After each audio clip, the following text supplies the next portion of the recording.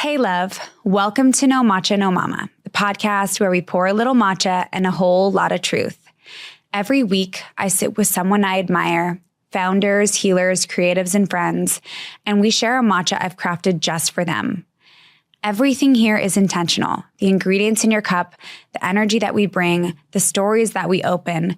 But this is more than just a podcast. It's a space for feeling seen, understood, and reminded that whatever you are walking through, you are not walking through it alone. At its heart, the show is about exploring how we can truly thrive through all the mess and magic of being human. There's also space to explore the evolving world of longevity and aging well, from new discoveries, treatments, and practices that actually make a difference in our lives so that we can keep showing up for ourselves, our families, and our communities, while remembering that we are all figuring it out as we go. And here we start with matcha, because how we start matters. Okay. So today I'm sitting with Ricki Friedman, the host of Steps Forward with Ricki. Ricki's relationship with wellness began over a decade ago, right? Yes. Through her work as a health and wellness coach, but on a deeper personal transformation unfolded when she began shifting choices for herself, including stepping away from weed 4 years ago and Adderall 2 years ago. And what I love about Ricki is how deeply she shares her evolution and the way that she's continued to refine how she lives, listens to her body, and shows up in her life. And I'm excited to talk to her about what led you here, the steps you've taken along the way. No pun intended. Steps forward. The steps forward I've taken. Steps forward you've taken along the way, and how the choices that you've made have shaped you today. So I'm excited to dive in. So excited to be here and cannot wait to dive into all of this. Yeah. So I made you a matcha. Yes. It's just like standard what I make every day. I actually make now a pistachio cashew coconut milk. Wow. Before I just did cashew coconut and I added the pistachio and it's like it's sweet. Makes it creamy. Yeah. Yeah, it's sweet. It's already sweet. So matcha is my ritual to start the day because no matcha, no mama. I literally live on matcha. What is your ritual that you start every day with? I don't really have a ritual. You don't have one? No, I really don't. Okay. I really don't. I mean, I wake up, I have guidelines. Okay. I don't have rituals. So Cool. I'm What like, are they? no scrolling in the morning. Great. I That's wake kind of up, a ritual. Yeah. It's like, I'm not like, I have to do this thing. I have, I would love to be able to like sit up and meditate, but my German Shepherd wakes me up and it's like, we're going right to the dog park. So my current ritual is wake up, get coffee, go to dog park. So I would say it's like, I'm outside within 15 minutes upon waking. So that kind of is your ritual. Yeah. Then. It's just like my whole thing is like, wake up, get out of the house. Okay. And that for me is really powerful because getting out of nature. Yeah, just getting outside, it gives me that dopamine. I like to be around people. Yeah. So like that is like my rituals sort of happen after the morning. Okay. But I'm not like a hard setting rituals. It's just in general. Okay. Yeah. That's fine. Yeah, I mean, the only one really for me is this. And yeah. that's like anybody drinking coffee, but it's the same thing. Yeah. I guess it can be like more flexible. Are there things that you do that you choose to do, not that are necessarily rituals that you have to do, that benefit your life in a positive way? I walk every morning. Okay. So I walk like 25 to 45 minutes every single morning, whether that's outside or on the treadmill. That's just like something that I've always done, like since forever. And yeah, I really try to stay off my phone for like the first 2 hours of my day, just for like my brain. Yeah. And then my days are like so crazy and so different every day. Yeah, so same.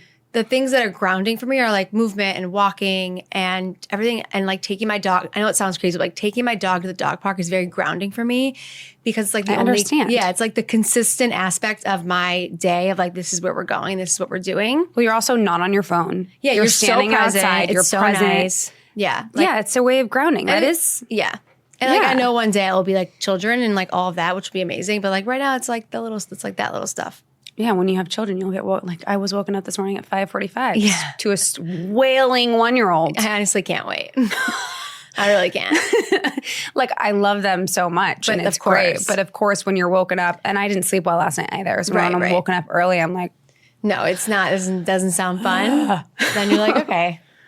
You move on with your day and you drink some caffeine and you drink some matcha and you move forward. Yeah. Slap your face and you get on with it. Get on with it. So I want to get a little bit of background on you because I know you a little bit, but I know you through Lindsay and Justin. So I kind of wanted to I didn't send you this, but I kind of wanted to hear your background of how you ended up here, but also talk about the loss of your mom, because I also lost my mom. You did? Yeah. How old were you? In 2021. Oh my God. She died of stage 4 glioblastoma. Wow. It was like 15 months of like intense So hard. decline. I was like, cool. That's this really is hard. super fun. Were you super close? I had an interesting relationship with my mom. In a way we were close, Yeah. but in a way we were not. Yeah, I get that. Like I loved her dearly. She's my mom. For sure. And I loved being around her. She was such a positive light. Mm-hmm. But we had a little bit of a challenging relationship because of certain things. And like I got over them, and it wasn't something that really made me like at the end, it didn't. Like at the end, I was trying to be as present with her as possible and be there for her. So like it didn't impact that. But my mom wasn't really open. So like when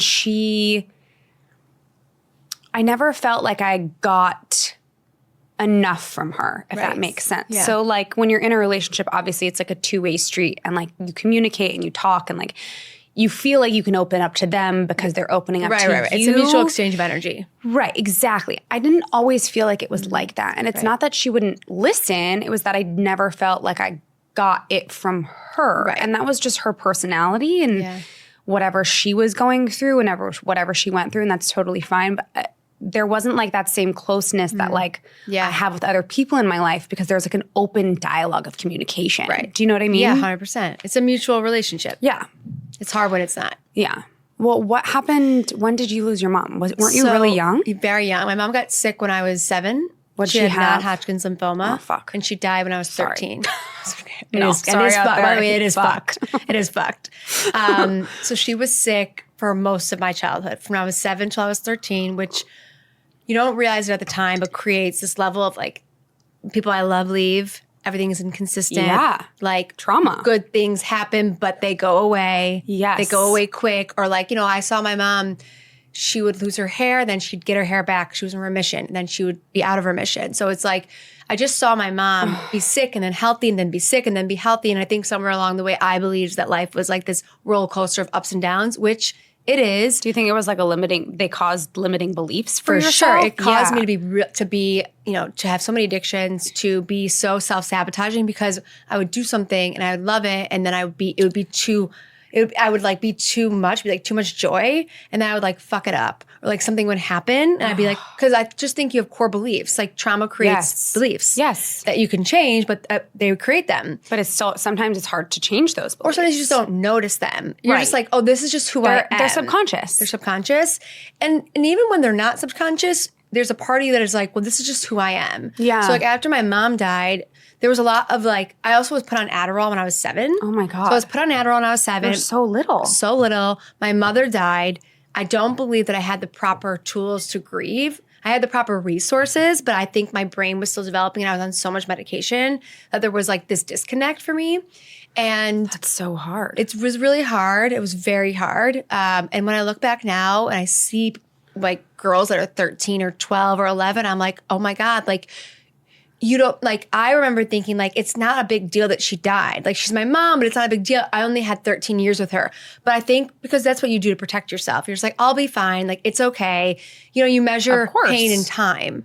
So you're like, okay, it's been 1 year, or I've only known her for 13 years. Like, I can only miss her a little bit. Like, it's a very interesting. It's funny you say that. I'm just going to interject really quickly, because when I lost her, when I lost my mom, I had obviously had more time with her, but I was like, it's fine. Like, we all lose our parent at some point. You justify it. You justify it. Like, I'm losing her now. Like, I'm not going to deal with this later. Like, I'll get to like move forward with my life sooner, which is super fucked up, because you don't get that time with them. Right. You're just justifying like, oh, it's fine. Like, I'll be fine. You're justifying losing the loss. her. Exactly. You're like protecting the loss. I had like the reverse reaction to it because I had longer. But I'm like, well, I won't have to deal with this later when all my friends are losing their parents. It's so like, it's just your body's way of being like, this is how we're going to deal with this. This is how we're going to move through this.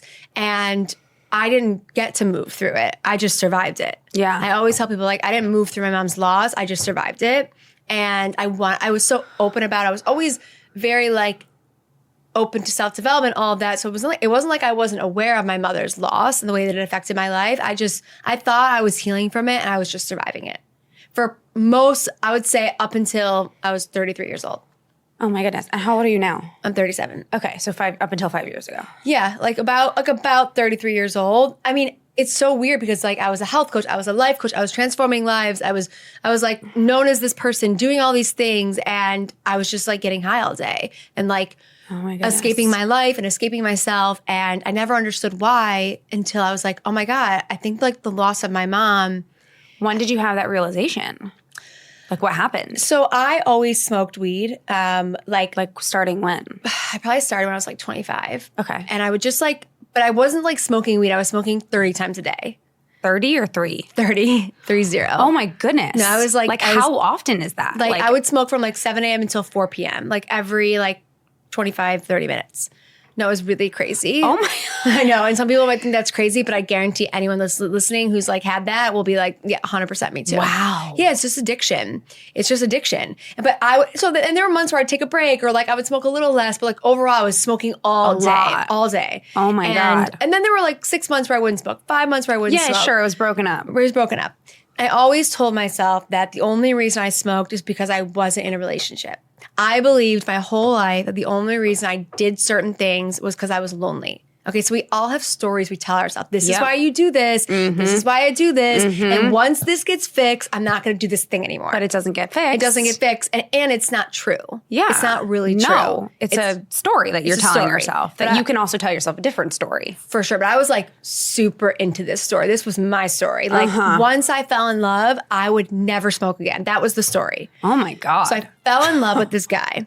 And you were still smoking? No, I fell in love with this guy and I stopped for 8 months. I was still smoking and then I met him and he was like my next high. So I was like, oh, this is amazing. So you were chasing highs. Yeah, I was just addicted to dopamine, to highs, to escaping myself. And like the way, and I also was the way that you feel when you're in love too, like that oh first, my God, it's like a rush. When you first fall in love with someone, you're like, oh, give me all of this. Yeah. So you don't need to smoke. You don't need to do this. You don't need to. Right, because you feel it. You feel, people are always like, I lose weight when like some girls were like, I lose weight when I when I meet my boyfriend. I'm like, yeah, because the reasons you were eating is because you were lonely. Mm-hmm. So now you're filled up, so you don't need that dopamine. So I told myself, I'm going to stop. I didn't tell myself I'm going to stop smoking. I was like, I know I'm going to stop smoking once I meet someone. Mm-hmm. So that's the story I told myself. And it affected my life deeply. I would do really well and then I would get like this amazing speaking gig and I would speak to thousands of people and then I would go home and I'd get high all day. And there was a very big disconnect between like who Ricki was and like who everyone thought Ricki was. Yeah. And just like the pain that I was in. And it's kind of crazy. So I was in this relationship with this amazing man and we lived together in Michigan and we were together for 2 years. Oh, this was in Michigan? Yeah. It was in Michigan. And this was like the pivotal moment of transformation of my life. Mm-hmm. He and I were together and I started smoking after 8 months. Okay. And I was like, I remember one day I just drove to the dispensary and I just started smoking and I'm like, that's so like, why am I, it's so weird that I'm smoking. Like I'm not lonely. Like, why am I smoking? It was very shocking to me because I was like, I'm not lonely. I'm in love. Like why am I doing this? This is not, the story isn't adding up. Like what's happening right now? Yeah. And he didn't know. I lived a double life. So he didn't know that you smoked at all? He knew that I used to smoke. Oh, okay. But he had no clue that I was like going to the dispensary every morning at 7 a.m. and sitting in my car and smoking. I also was like at the time the creative director for a company. So all I had to do was work from my phone. So I would like sit in my car from like 7 a.m. until like 2 p.m. just smoking.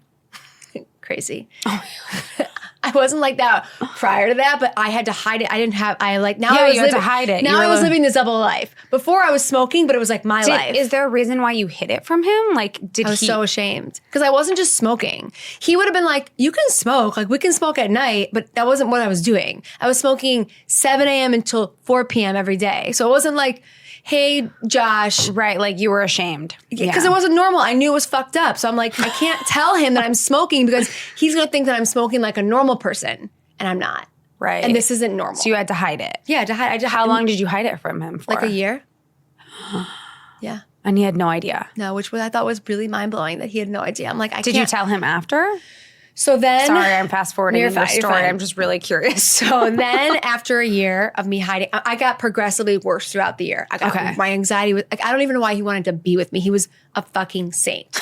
I was out of my mind, and I was getting high too. So I was really out of my mind. Yeah, because you were also probably more anxious. Wow, because I was the worst. Like just so anxious. Smoking weed used to give me so much anxiety. That's why I can't touch it. No, used to like lessen the anxiety. So this is also like, if the thing that you're using is no longer benefiting you, that is a clear sign that you should walk away from it.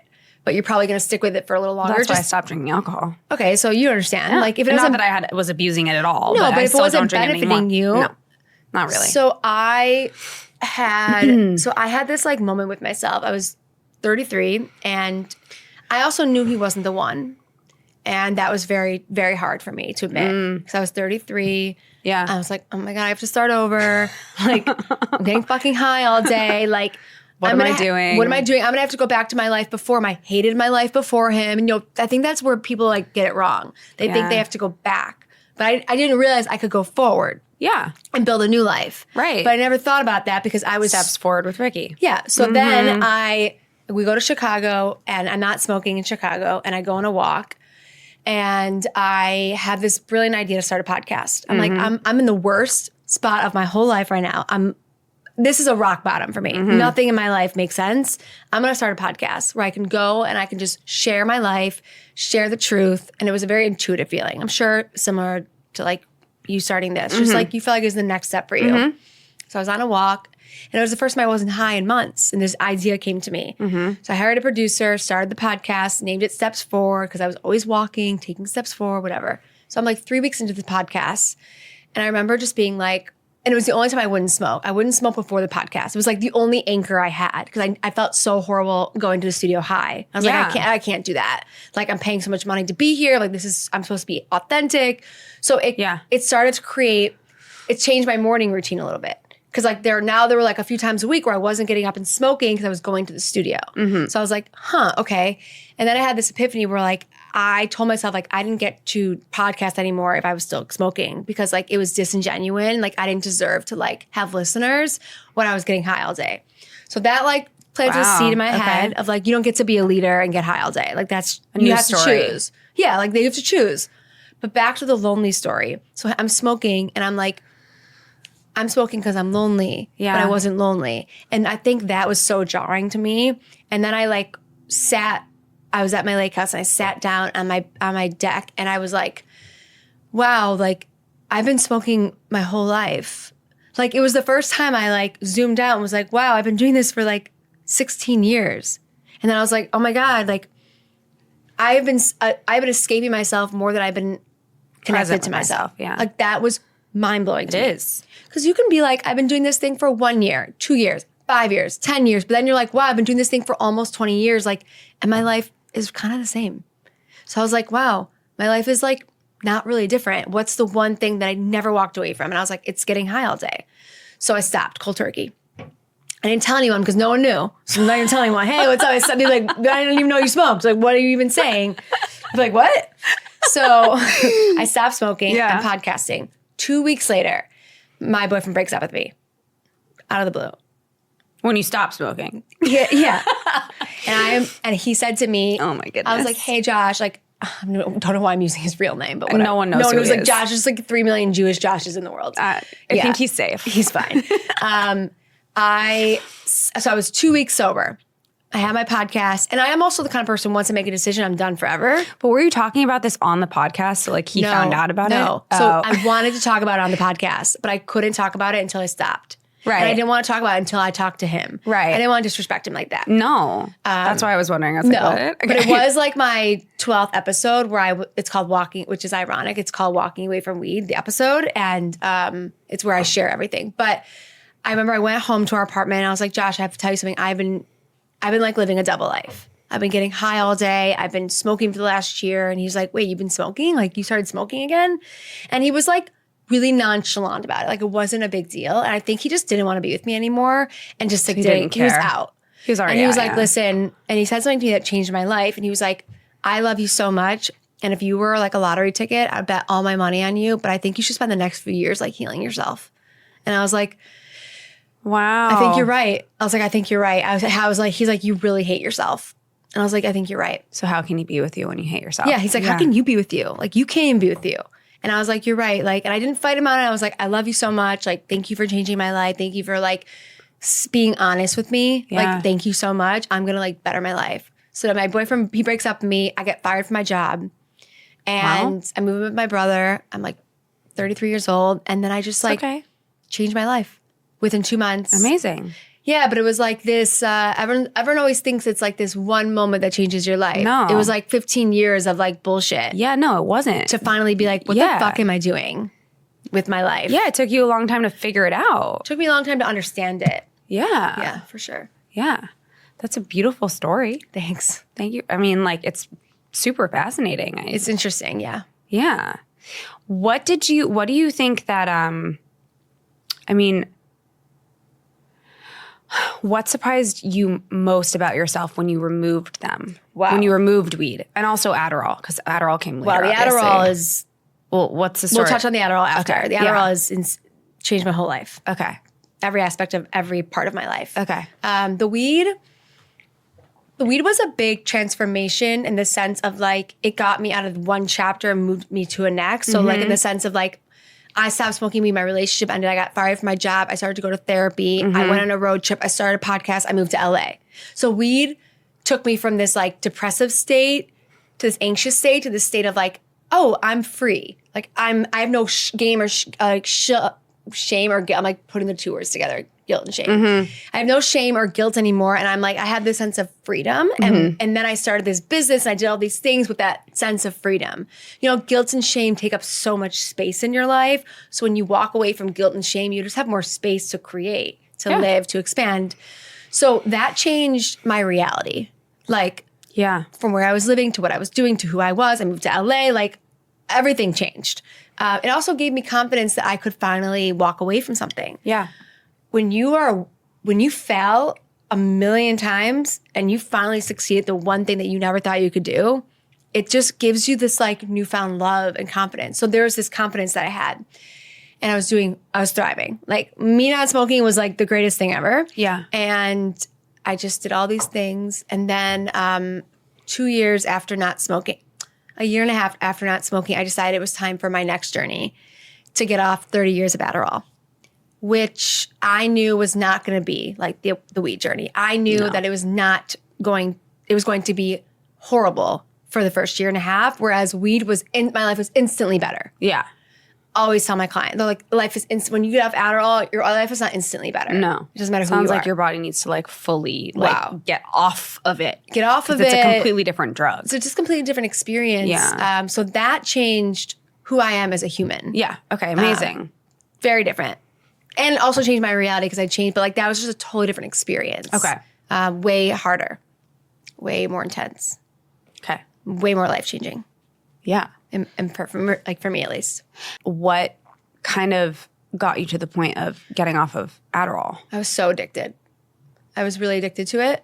I was like, how much were you taking more than you were prescribed? I just really like to go all in. Yeah, Sounds like the way that I was smoking was the way that I was taking Adderall the last year. So you know when you have addicted tendencies, I'm like, okay, this might as well be weed. Like I was taking 100 milligrams a day. Oh my God. Yeah, I was bagging from the streets. I was also prescribed. Just for your listeners to know, I was put on it when I was 7. So from 7 until 34, I was using it as recommended. And then something changed. I don't know what changed. Do you think it was because you stopped weed?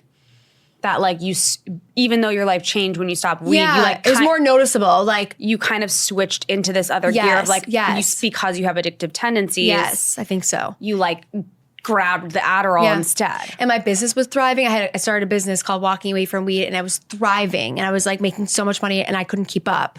And I was like, I just needed more and more and more. Okay, so it was partly that It was partly that, but it partly was like all this trauma was coming up for me and it was so hard for me to deal with. And yeah, I just became like so addicted, but I was always addicted. But I don't know that I understood I was addicted because I was so addicted to weed. So I was like more focused on that. Mm-hmm. Once you peel addictions away, the other addictions start to pop up. For sure. So that one was like on the back burner until you removed the other one and that one came to the surface. I also like was told that I needed it to function. So I was like, oh, I need this. Right. I'm like, do I need this all day, every day, every 5 minutes? Probably not. No.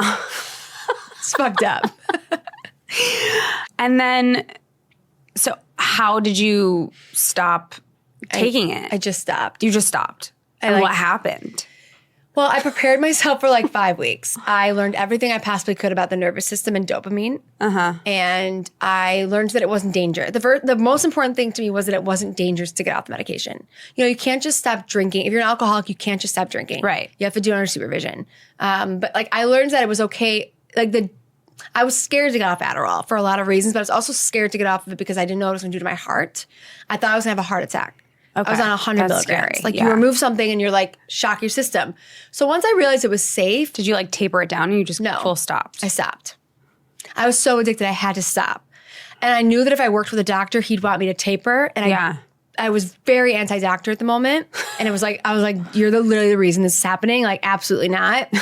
And I just was like, I'm doing this on my own. I trusted myself. I created like systems for myself. I put myself in this like little cocoon and I was in bed for like 3 weeks. I slept for like 19 hours a day for like 3 weeks. Oh, because you weren't taking I was so stimulant. tired. You're so tired. I was like, you could have given me 600 matches. I would have been like, couldn't even open my eyes. I would lay in the sun all day with a hat because like I felt like the sun was going to heal me, which it did. And I would take walks and I would sleep. And I accepted the reality. I was like, this is the reality. It's fine. Right. That to go back to like weed, my reality was amazing. Adderall, I was like, I'm making a decision to walk away from something that's going to fuck my life up before it gets better. And you still did it. I made peace with that. Yeah. Because it was playing the long game. Yeah. You have to play the long game. Of course. Yeah. I mean, that's a great way to look at it. I mean, it was very hard. It was very hard. Sure. There were times where I was like, but I knew I was never going to go back, so I had to deal with whatever came up. It wasn't an option. Right. You didn't. There was no I mean, were you ever tempted to? No. You were just like, I'm done with this. I'm done. Amazing. When you're on something for 30 years and you get off of it, how do you go back? I know people do, but I don't know how I could ever put myself through that again. Like, get off the medication a second time if you lost your mind. You're like, I don't want to do this all over again. It's the craziest thing I've ever. Some people are like, I've been off it for 10 years. I'm like, and you went back on it? Like, holy shit. Yikes. That's crazy. Yikes. Yeah, insane. Okay, so I kind of want to switch topics into your ayahuasca. Wow, I'm so thirsty. Go for it. Drink up. I'm good now. I want to talk about like the before and after. I don't want to talk about like your journey. Yeah. No one wants to hear that I like shit and threw up. It's gross. What kind of led you to it? Yeah. And then we can talk about after when you say that. So I got off Adderall March of 2023. Mm-hmm. My life was pretty shit for the first year. In 2024, my life got better. Mm-hmm. And then 2025, my life got infinitely better. But there were still things in my life that I felt like were not improving. And I couldn't really blame being off medicine anymore.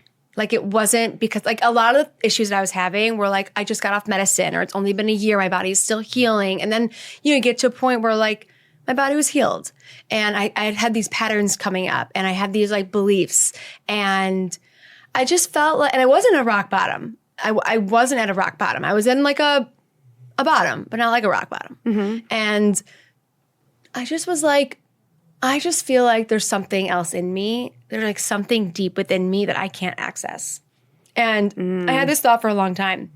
And I didn't try to go to therapy. I didn't try to do anything. I was like, I just feel like it's in there and it will come up, and I don't know how, but I'm not going to do therapy. I was very anti-therapy. Okay, that's fine. I love therapy, but I think it was like, it wasn't I like recognized that it wasn't a talking problem. It was like deep within my body. Yeah, I get it. Yeah.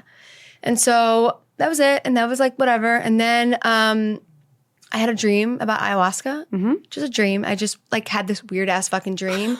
And I woke up the next day and I was like, because I didn't know what ayahuasca was. Right. I never like, I think I've heard like 5 people doing ayahuasca. It wasn't something that was like a thing in my life. Got it. I would like see it on Instagram and be like, interesting. It's cool. Like, whatever. Yeah. And I had a dream about it, and I woke up and was like, that was the craziest dream I've ever had. And then 3 days later, I saw my friend who was like, Ricki, I just did ayahuasca in Costa Rica. You have to go. And I haven't seen her in like 10 years. And I was like, oh, okay. That's my sign. Like, I just was like, dream, weird feelings, I should do it. Then I ran into her, and I was like, oh, I'm going to do it. Yeah. And then I signed up the next day. I was being called. Yeah. So I signed up the next day. and no idea what I was signing myself up for. Never even had heard anyone's experience about it. And then, which is like how I live my life. You go, girl. It was like an intuitive feeling, like similar to like starting a podcast or not smoking or moving. It was just You like, just went with your gut. you don't need to know what it is. Just have to go. Just go. Take a leap of faith. Take a leap of faith. Ricki, before ayahuasca, was really disconnected for herself, for myself. I didn't trust myself. I always was asking people like, should I do this? What do you think about this? I was also Validation from others. Validation from others. I had a lot of like limiting beliefs. I had a lot of like internal pain. And I feel the analogy for me is like I went to ayahuasca as like a little girl and I came back a woman. That's how I feel my journey was. Wow. I went to ayahuasca, a 13-year-old girl who lost her mom, and I came back a 37-year-old woman. That makes sense because you were saying that you were escaping your life for so long with weed and all of the whatever substance and whatever relationship, etc. So like it kind of like stunted you. You know, it's so interesting you say that. My dad's an amazing person. But he's very direct. He's very blunt. And he's just like, and he like, you know, last year I started getting my life. I'm not very domestic. Like I didn't learn a lot of that when I was a kid. Like, Well, because you didn't have a mom. I didn't have a mom. And when my mom wasn't very domestic, even when she was alive. She was like, wore the same shirt every day. And like, we had like, whatever. It was just a chaotic like lifestyle. And I didn't learn the basics of like being a woman or being a child. Like I didn't have plates in my apartment until like 8 months ago. Like my friends, because I'd always eat at my friends and like, Ricki, you just have to have these basic Cutlery, things. plates, But cups. it was just like, I was always surviving my life. So it just like, it didn't really matter to me. My dad like said to me last year, he's like, you know, I realize now that like your growth was really stunted. Like I didn't realize it until now that you're, you know, last year I was 36. He's like, because it really makes so much sense. Like you didn't get to learn the basic skills because you had to learn big skills to like survive, which is so And then you just focused on surviving Right. instead of those basic skills that you need to develop. Like everyone's like getting their nails done or doing this or like taking care of themselves. Like I just never did. I was just like, I'm just trying to like get through every day. And it was so, when he said that to me, it made me think like, you're right. Like I really didn't learn basic skills. Like, because that wasn't the way that my body needed to survive. I needed to learn big skills to survive. So I was always a survivor. I wasn't like living this. A kid. And I wasn't like, like my friends, you know, my friends' moms would take them to get their hair blown out and their nails done. And like, I just would go myself or like I wouldn't go at all because I was just like, what's happening? Right. Funny enough, I didn't think about my mom once during ayahuasca. Interesting. Which really was beautiful because it kind of showed me that I was like moved forward from this experience. Yeah. And there were so many other things because of her death and because I was put on medicine so young that came up for me. But her loss was no longer the center of like my experience. And that was really nice. And that was really healing. Yeah. Ayahuasca changed my life. I know people say that and I know it sounds crazy, but like it really did. Like it really altered like the course of my life. Can you explain? It showed me every part of myself. It showed me the worst parts of who I am. It showed me the best parts of who I am. And then it made me sick. Like it makes you sick. Right, because you throw up. You throw up, makes you sick. And whatever people say, it makes you heal. Yeah. But so now it's hard for me to not look at myself. So if I feel let's say I avoid something, I get physically sick now. I'll get nauseous or I'll be anxious to the point where I'm sick about it. Well, you're connected to your body. Exactly. So like, that's really what it is. Yeah. So like someone else who might be a little bit more connected, right? Right. Might see, like for me, for example, like I'm connected to like what I'm feeling. So when certain things come up, I'm like, ugh, something's off. You feel that right away. Yeah. Right. And now it taught you to do that. Taught me to do that. Which is something you never learned to do because you were stunted in a way. And because like I didn't want to feel anything. I was Right, like, because you were escaping it. Right. So it's so interesting. That's a very good point. And like it also made me see how much I hated myself and how much I loved myself and how they were very conflicting. And so I like could choose love now. And I just came back and I just became like this more warm and passionate and like loving. Like I think I came back You to accepted that version of yourself. I think I just came back to it. Like Okay, it was great. always there. Yeah. But it just was like, tampered by all the shit. It was very life-changing for me. It was just like, and it was very hard. And I didn't know that I could do something so hard. I mean, I knew I could, but like, it's really uncomfortable. It's like, I can imagine. It's the worst. And I actually did 8 rounds in 14 days. Wow. So I went for a week, and then they asked me to stay an extra week for free. So I took it as a sign from God. You're like, I'm just going to do it. Being like, fucking stay. And then I like learned to make decisions. Like, I don't call anyone now for advice. I'm not like, hey, what do you think about this? Or like, yeah, maybe some things. But like, if I want to book the trip, I book the trip. If I want to do this, I do this. I'm very like fast now. You can do it by yourself. Yeah. And I'm like, okay with it. You think it made you feel like more empowered too in yourself? Yeah. You know, I think, first of all, doing something that nobody wanted me to do. Everyone thought I was nuts. Everyone thought I was nuts for doing it. Everyone thought I was nuts for staying another week. And I didn't care. And that was so empowering for me. And to see how my life has changed from it made me trust myself and be like, no, you actually know how to make good decisions.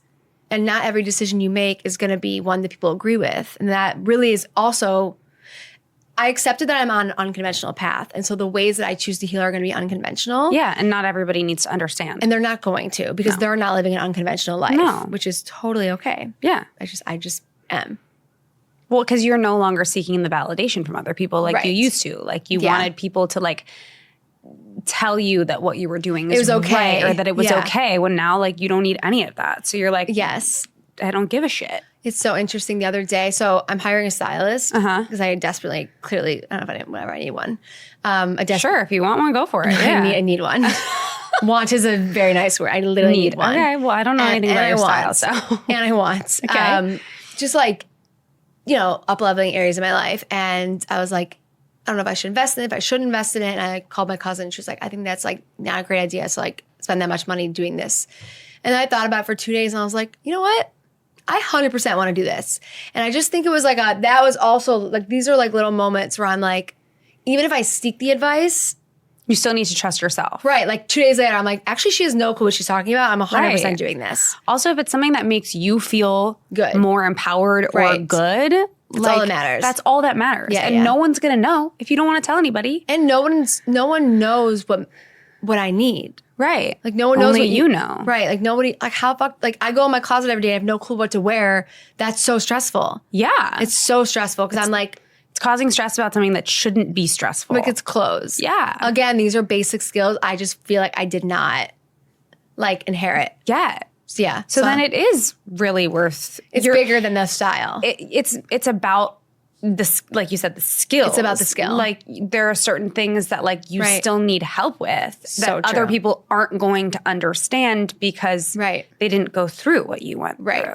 Right. Like I never like, yeah. It's interesting. My brothers have like impeccable style, and like I just like think it's funny. They're like, so like how did that happen to you? Because they had a dad. Yeah, I'm like guys, did your dad have good style? Yeah, man has good style. So they saw that. They also have like an eye for it. And I just like, I don't know, guys, leave me alone. Like I'm getting a stylist. They're like, you should get 3 stylists. You should get 3 of them. Like, okay, guys, relax. What do you think was a decision that you've made recently that you were that you wouldn't have necessarily made before, or that you were really empowered to make? I got plastic surgery. Okay. What did you get? I got a lower bleph and a fat transfer. What is that? So I'm 2 months post-op. I got my under eye bags removed. They look great. Thank you. And then I got fat from my stomach transferred into my cheeks to get rid of hollowness. Okay. Would never in a million years have ever gotten that surgery if I hadn't done ayahuasca. Ever. Because I got home and I was like, I looked in the mirror and I'd had this problem for like a year and I didn't recognize myself. And I was like, what the fuck is happening to my face? Like, I don't understand like what's going on. I look so old. This is like not who I am. And I went on TikTok and I saw this girl talk about that she got this surgery. And I was like, I'm going to get that surgery. And then I found a doctor on TikTok and booked him and got the surgery. And I didn't even I remember I texted my dad. I'm like, hey, Dad, I'm getting surgery on Tuesday. Not like, hey, Dad, what do you think about me getting surgery? Right, it was your decision. And he was like, wait, what? And I was like, I just wanted to let you know that I'm going under and getting surgery. And it was so empowering for me because nobody agreed with it. Everyone thought I was nuts. They're like, everyone thought I was nuts because I just got back from ayahuasca. I got back from ayahuasca. So people were very judgmental about it. And they were like, because I got back from ayahuasca, I moved into a new apartment, I got plastic surgery. Like, I made a lot of extreme decisions. But they weren't extreme. You like intuitively knew that you needed to make them. 100%. But that was a big decision for me, especially as someone who is not like, I don't wear a lot of makeup. It felt like off-brand. But if you look at it, if you look at it in this way, like there was something that you weren't happy with yourself that was making you feel less empowered and less of yourself. That like if it's just a small tweak, it's not like you changed my face. Your face. No. Yeah. Right? Like you didn't. No. Nothing happened. You didn't get like reconstruct, like, you know Maybe what I mean? in 20 years. Right. But like you just got your eyes fixed. Yeah. I mean, it was very empowering. And I documented the whole journey. And like, I just was like, if it's something that you want. Yeah. What's stopping you? It was and the thing that would have stopped me before is just like this idea of like, I don't even know if I would have allowed myself to even think that I could get this fixed. You know, sometimes we don't think it's a reality for us. We're like, that would be fun, but like, I can't do that. Yeah. It's too much money, or it's too much this, or it's too much that. Yeah. So that's like been really empowering for me because that's improved my overall self-esteem. For sure. And I'm like on camera a lot and like, I just. Yeah, it was worth it for you. I didn't want to look 100 years old. I was just like, cannot. I mean, it makes sense to me. I understand. Yeah.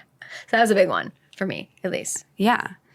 Was there anything else that was really big that you, aside from like moving into a new apartment? Moving into an apartment was really, really big for me because I went from like a mediocre space to this like luxurious, beautiful, and I never really believed that I deserved like nice there things. You go. Yeah. So I would double the rent. That was a limiting belief. Yes. I also believed that I didn't need nice things. Like I'm so chill. I'm like a minimalist. Like I can live in the dirt. Like, you know, who cares about my style? Who cares about this? Who cares about that? And ayahuasca like reprogrammed that for me. It was like, you actually do like nice things. You're never going to go and buy a Chanel bag, but you do. Well, like I didn't deserve to have a home that I felt good in. Like that was the belief. Wow. And so moving into a new space, also like paying double the rent, like it expanded me.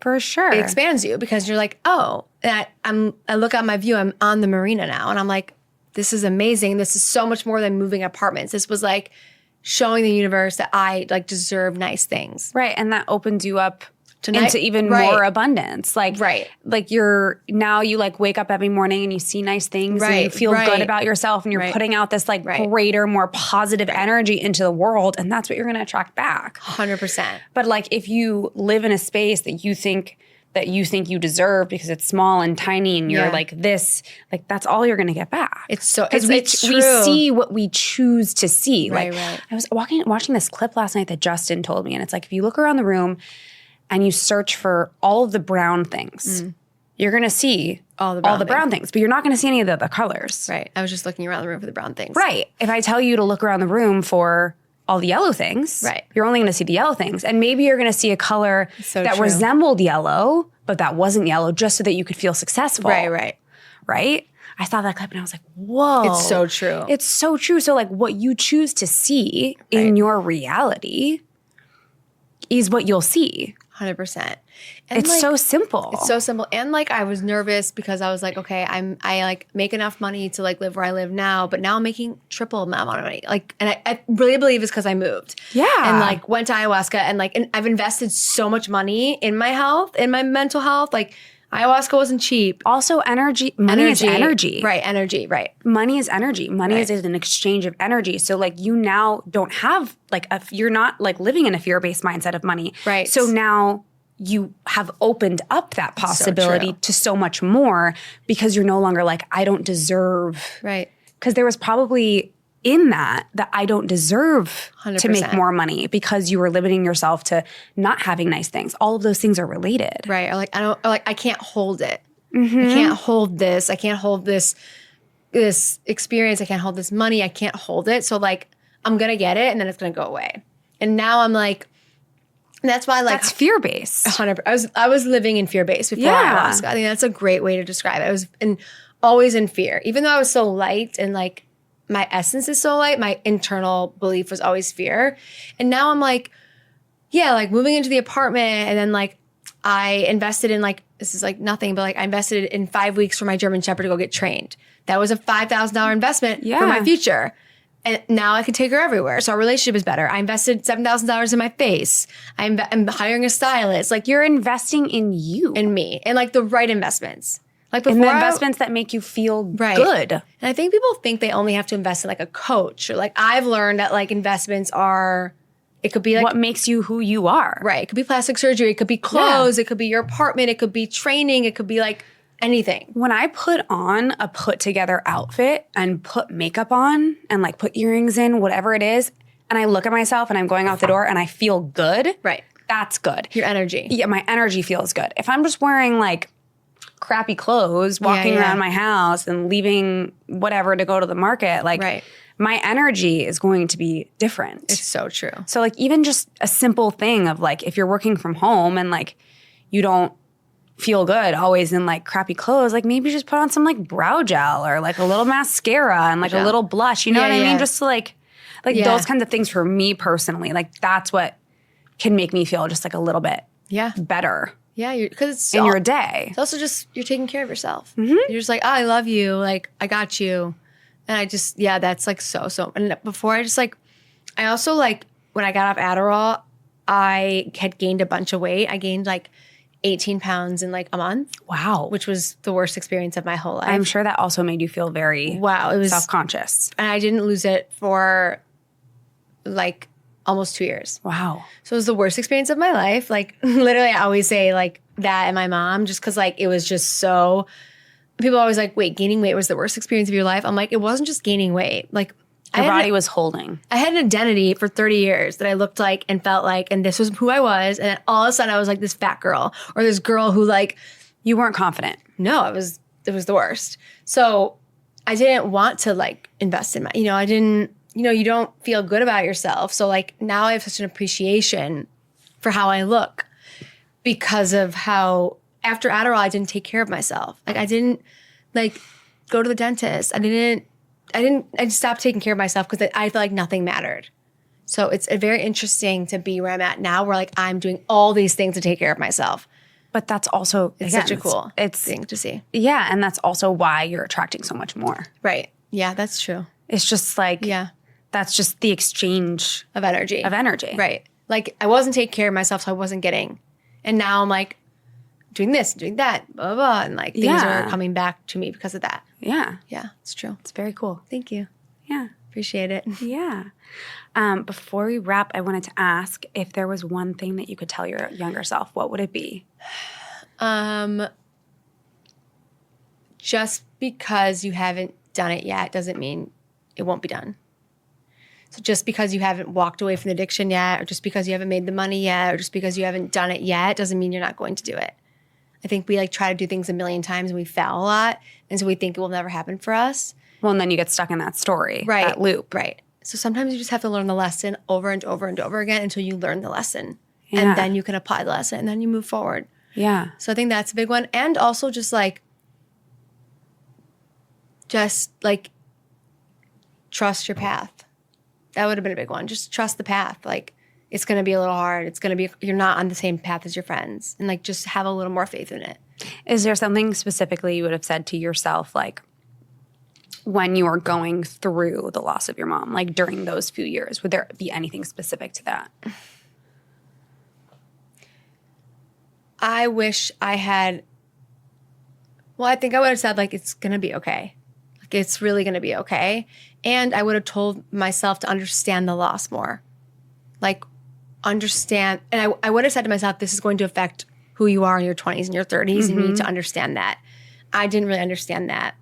But I think like it's going to be okay. Like you're going to be okay. Like you're going to be totally, it's going to be the best thing that's ever happened to you in certain ways. And that would be so, if your younger version heard you can't that. Say that. Can you imagine? You can't. Can you imagine though? No, I think I always felt like my mom died for a reason. I always felt like that. I always shared about her journey so openly. I felt that way too when my mom died. I think people that think like, that live in that state of mind, like you're either a victim of it or you're empowered by it. Yeah. And sometimes you're both. And you can be. And you can be. That's fine. Yeah. Two things can exist at once. I think when my mom died, you would say that to myself. And I think that in a way, it shaped me more into who I was supposed to be. And I'm sure as a mother. Yeah. I mean, how could it not? Like, it literally, how could it not? Yeah. Like, I don't know that I would be, I know I wouldn't be who I am or where I am right now if she didn't die. Yeah. Because I wouldn't have gone through my career changes that I've been through unless that happened. Right.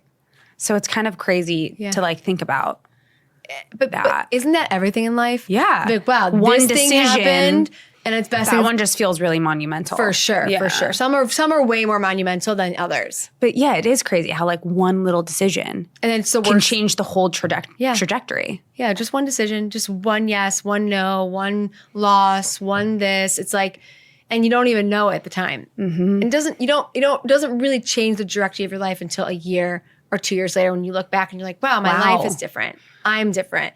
But you feel the same. And this is the biggest piece of advice I know I've gone on a tangent. That's fine. But like 2025 wasn't a bad or good year for me.